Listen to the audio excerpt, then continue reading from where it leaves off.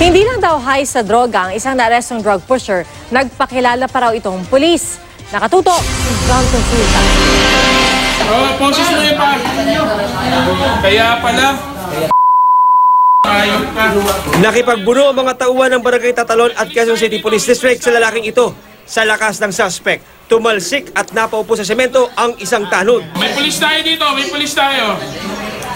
Pero napusasan din ang lalaking hinihinalang high sa ipinagbabawal na gamot. Katanggap tayo ng tawag sa isang purok leader natin na si Rodrigo Batak na meron siyang nakita na hinalang tao na hindi familiar dun sa kanya, sa lugar nila. So ang ginawa ng mga BPSO natin, pinuntahan yan at doon nakita natin yung isang tao na paikot-ikot na para bang sabog sa droga. Sinabi ko na, bingi ba kayo?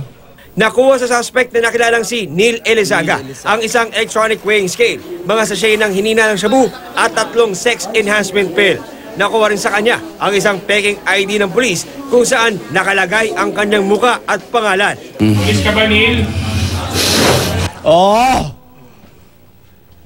Ayon sa mga otoridad, taga-Caloocan ng suspect na isumunong pusher at maaring nasa Quezon City para magbagsak ng droga. Kakasuhan ng paglabag sa RA 9165 o Dangerous Drugs Act ang suspect. John Consulta, nakatutok, 24 oras.